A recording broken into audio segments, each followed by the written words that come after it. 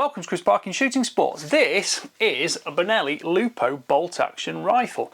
Now I reviewed one of these in 308 about a year ago and found it to be a very good rifle. Very accurate, very consistent actually. I'll tell you more about that in a minute. But this one's now in 223 and it's the granite moss version. So rather than being the black stock, it's got quite an attractive sort of grey, green stippled effect on the stock here. Now this one is supplied with a 22-inch 223 barrel, but I've been told that when they actually come online mainstream, they're all going to be 20-inch barrels. That shouldn't make a huge amount of difference, and a 20-inch 223 is a very compact rifle. It's actually a great pleasure to use, and all my own 223 rifles are actually 20-inch as well.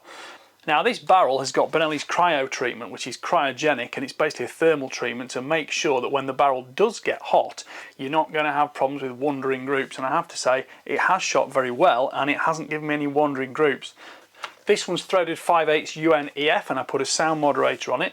Comes with a thread cap on the barrel, and the barrel is fully floating in the stock, and the stock is stiff, so you're not going to make that actually touch the stock accidentally in any circumstances.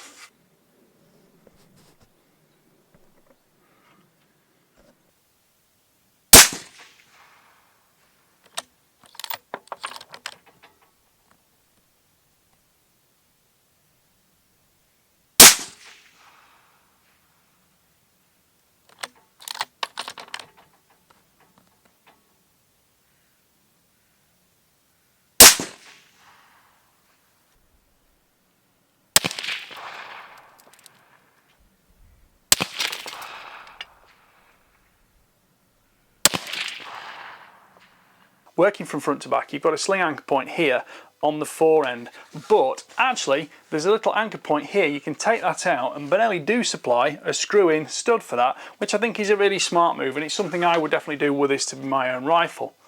The stock is polymer. You've got all sorts of checkering on here which is inlaid to give you lots of grip. But the critical thing with these Benellis is, and this is what I found out when I took apart the 308 version, you've got a full aluminium centre chassis with the polymer stock effectively fashioned to that chassis, and then within that aluminium chassis you've got the steel action and steel barrel. This is a mechanically very good, stable system, and I think it's one of the things that makes these rifles shoot extremely well.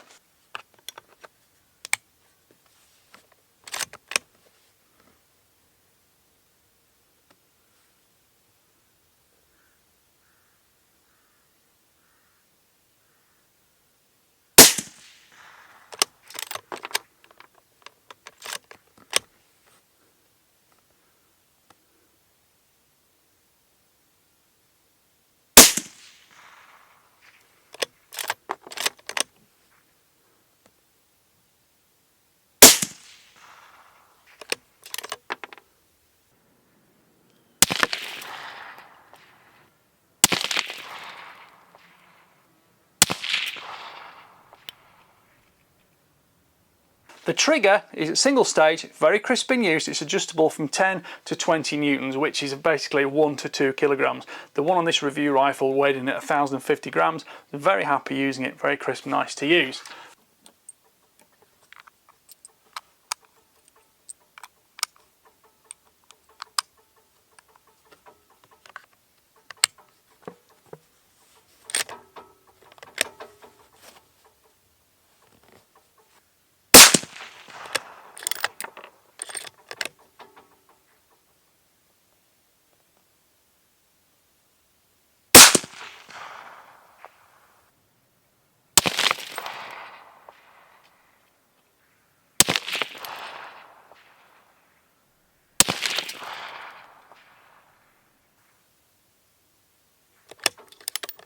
Flipping it over, let's have a look at the magazine.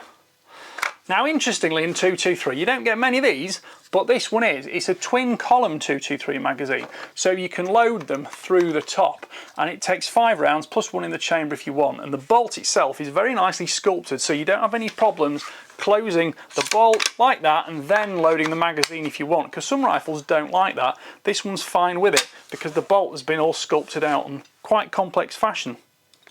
The bolt release catch is on the left side here, so if I pop that out you can see it. Now it's a 3-lug bolt, gives you a 60-degree lift, and there's an extractor and ejector on the front here. So the ejector's a plunger ejector there, flicks the cases out very happily, and the extractor has plenty of primary extraction force, got the bolt out easily. Now when you look at the shape of this bolt in detail, you can see how it's been milled away to give very, very precise tolerances and clearances for that magazine to work beautifully inside.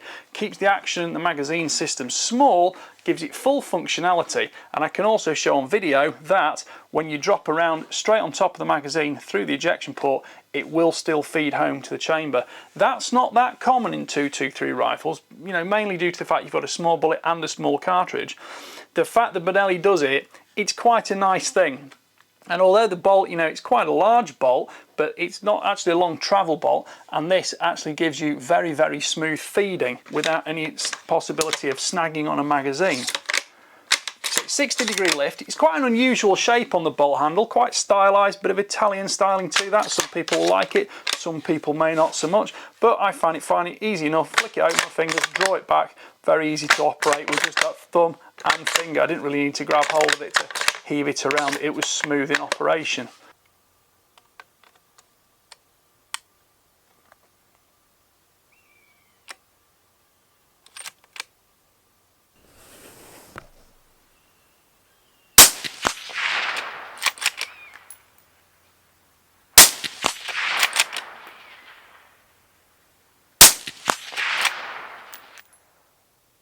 The safety catch is a tang safety at the back here. It's forward for fire, safe dry fire, bang, back the bolt, that's cocked again. But if you pull it back for safe, the bolt is then locked and it won't fire. There is a small lever you can see just here, and if you press that down, the bolt will then open and you can get a safe unload on the rifle.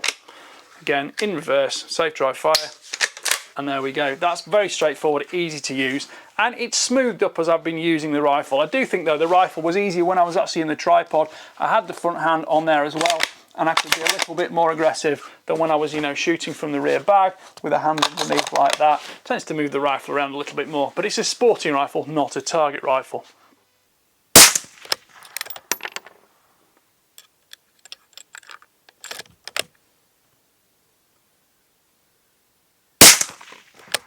It's got Picatinny base on the top here, makes scope mounting very straightforward, and there's plenty of space. The rifle's proportions seem excellent. Length of pull on the standard version is 350 to 385 millimeters, and you do actually get spacers with it, so you can change that if you want to.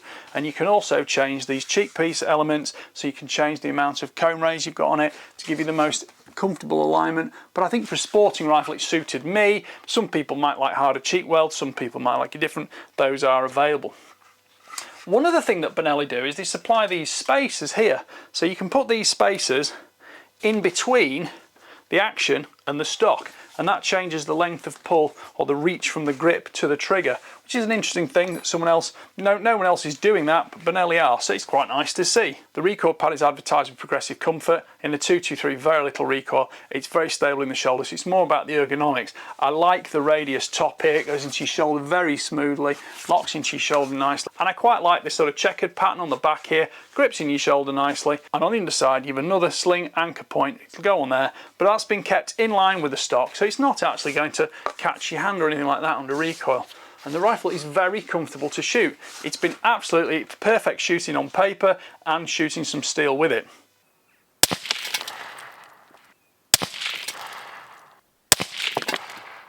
The grip has an ambidextrous palm swell, and the rifle is completely shootable left-handed if you want to, although it is still a right bolt action. I do like a sporting rifle I can swap both ways though.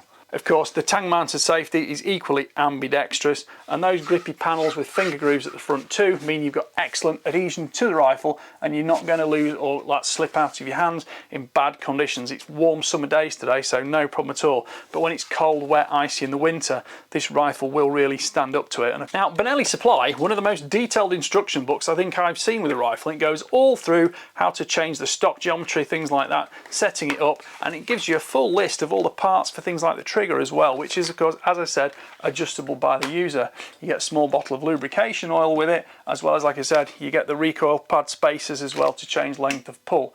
And if you've got particularly big or small hands, that will be beneficial to you, although I find the rifle very comfortable to shoot. But in a 223 with very little recoil, it's not the test of a rifle like shooting a large 30 caliber or something bigger still with more recoil, and you do need to make sure your ergonomics are even better on something like that.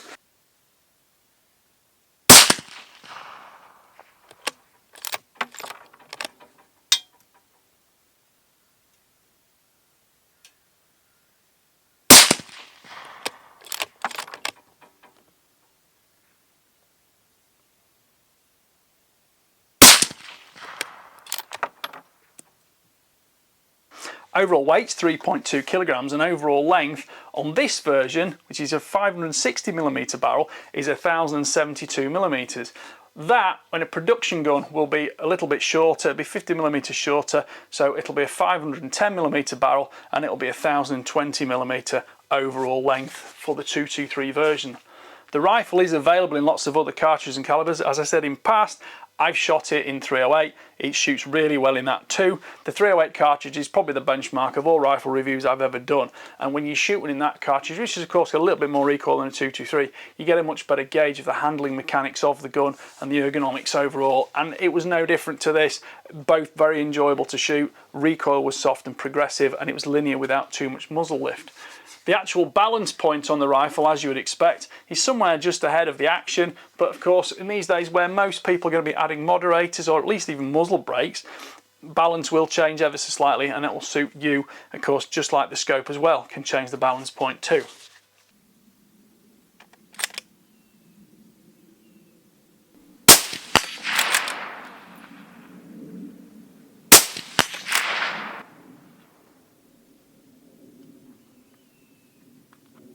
Shooting it from the actual tripod with a clamp on the front here, there's no point of impact shift, so I was quite happy with that. And again, like I said, it's a fully floating barrel and the stock is stiff with a big generous free float, so you're not going to have any intermittent contact there. I always shoot 55 grain VMAX Hornady because that is my go-to ammunition in any 223 for, you know, a little bit of impromptu target, but mostly for vermin and foxing use.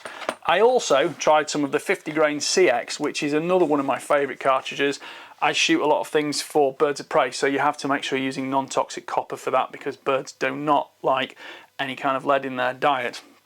The other cartridge I tried was this Hornady Frontier. This is a 68 grain boat tail hollow point match cartridge.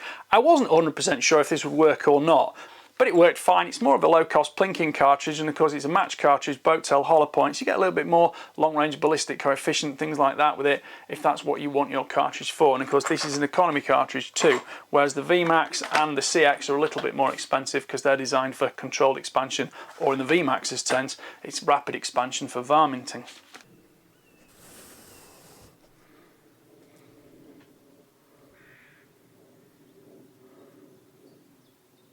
Overall, my opinion of the Benelli is very good. I thought it was easy to shoot, it was easy to use. I liked the trigger was crisp. Bolt handling just gets more and more familiar every shot that goes through the rifle. Feeding is smooth, and of course with Picatinny mounts on top, it's very easy to add a scope. The barrel is screw cut, and I think most people are going to add a sound moderator. I use the Wildcat sound moderator, and on top I've got an Element Optics Helix 2 scope and Element mounts as well. Were the gun mine, I would definitely take that little plug out the front and put the stud in, which I think is a really smart thing for Benelli to include. Put the bipod on it because that's generally my favoured way of shooting 223, but you know, different people will shoot 223s from different scenarios. But this is an absolutely ideal pest control and small deer rifle, or just a bit of a plinking rifle, especially for shooters who don't want such a big gun or a heavy barrel. The 20-inch barrel rather than the 22-inch on here I don't think will be an issue at all, because as I said, I prefer 20-inch barrels on non-target related 223s, and the handling will only get just even slightly better with that slightly shorter barrel, because of course with most people adding a moderator you've got all the additional length that everybody ever wants there, so you might as well just chop 2 inches back off the barrel. You're going to get a full burn off the cartridge, and muzzle velocities are still going to be more than acceptable. I will put a link in the description to Benelli's website, so please click on that. It'll take you to their page and it'll list all the options and different types of Benelli Lupo rifle that they're producing in different cartridges, chamberings, and of course the different stock options as well. Right, well I hope you enjoyed watching that review. Please don't forget to like, subscribe, comment and click the notification bell and keep track of my regular uploads. Thank you for watching. Bye for now.